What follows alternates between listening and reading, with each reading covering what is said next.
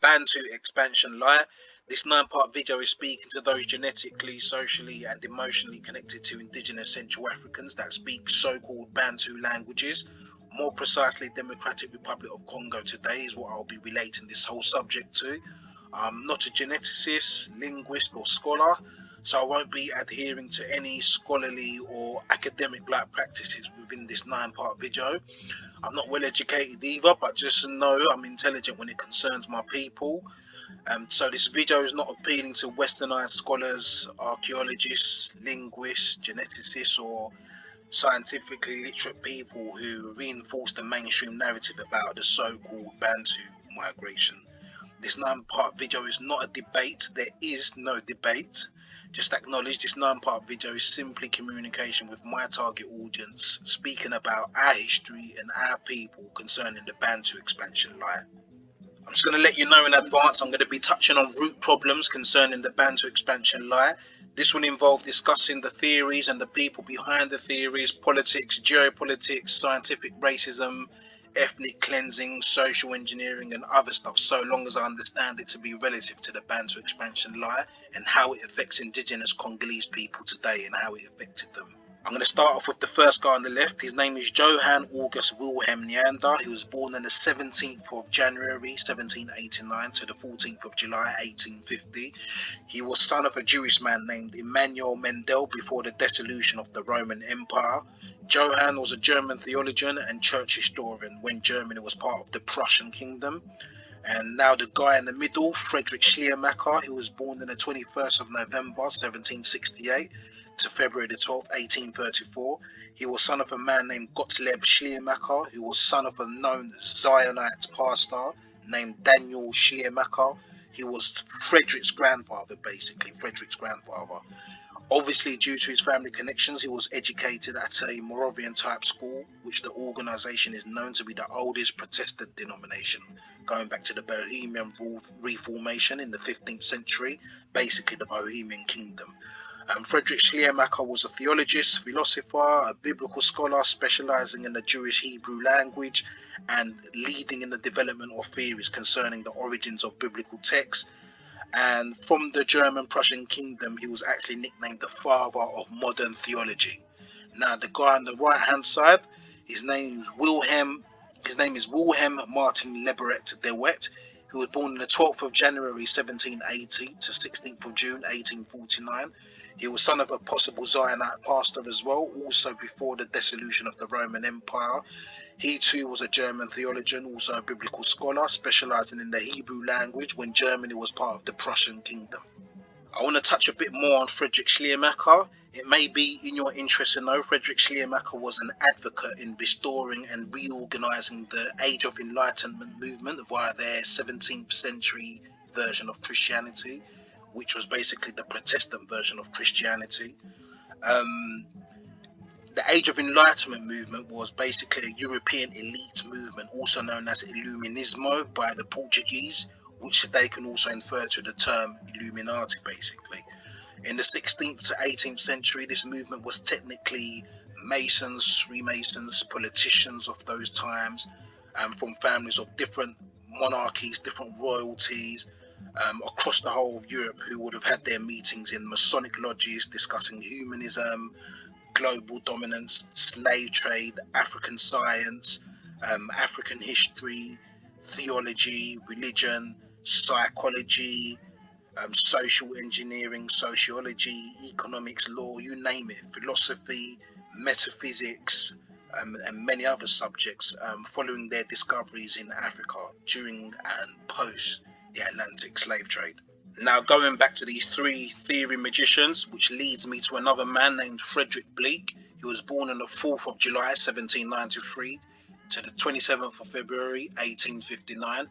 He studied under these three men, particularly Friedrich Schleiermacher, who he studied under, but it was all three of them he studied under. And studying under these three men led him into entering these three men's ministry, which he also became a biblical scholar and professor on theology. And it's important to be aware Frederick Bleek's foundation of work and success is due to Friedrich Schleiermacher's connection and influence in higher criticism on the Old Testament and the New Testament. Frederick Bleek also held an office of rector position at a university called the University of Bonn in Germany. And why am I mentioning Frederick Bleek? I'm mentioning him because he had a son named Wilhelm Henrik Emanuel Bleek, who was born on the 8th of March 1827 to the 17th of August 1875. And he was basically following his father's footsteps. And he graduated also at the University of Bonn in Germany. And his reformationist ideology that he learned and his studies on the Hebrew language in Berlin basically led him into gaining an interest in African languages for some reason. Now let's get into Wilhelm Bleek a bit more. It's important I state Wilhelm Bleek's quest on African languages was built on an assumption that all African languages are related particularly to North Africans and indigenous South African groups.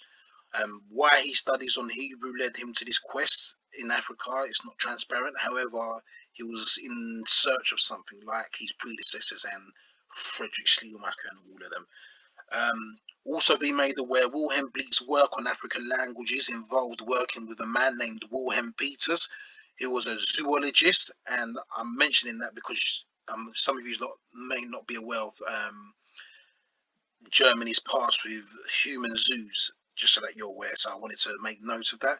He also worked with a man named William Balfour Baikai in Nigeria. He worked with him, where William was ordered by Roderick Murchison from the Royal Society to basically go to Nigeria and set up a base where they basically made a treaty with the leading Nigerian and Hausa Fulani groups over there. Via Queen Victoria, William Bleek was ordered by a man called George Grey to work on the Zulu language in South Africa with his fellow Mason John Colenso, who was also a biblical scholar that had a brother who was involved in invading Australia via deceitful missionary acts. During this time, it's important to note he was also working with George Grey to basically complete a project on the Zulu language. And I want you to make note that George Grey was part of Queen Victoria's monarchy, and he was also governor of Australia and New Zealand following their invasion over there. In Wilhelm Bleek's papers to his Theological Society, he referred to the Bantu-speaking South Africans who he saw and the Mozambique people he saw as primitive and uncivilized. I also want you to know George Grey is the person who implemented the law that prevented his European missionaries from being prosecuted for the massacres on indigenous Australians. So basically, if another European didn't witness or give evidence to a massacre that took place against indigenous Australians, then the case wouldn't be tried. They saw and referred to the indigenous Australians as uncivilized people too, and primitive people as well, hence why they made those laws so that they can get away with the massacres. I also want you to just be clear, Wilhelm Bleek was George Grey's assistant, and he was interpreting the languages for him as well. From Wilhelm's missionary works in South Africa, it was actually during that time, around 1856, is when the term Bantu was introduced to Western academia. He just made note of the word Bantu because he heard it amongst the Zulus when they just made reference to what does people mean.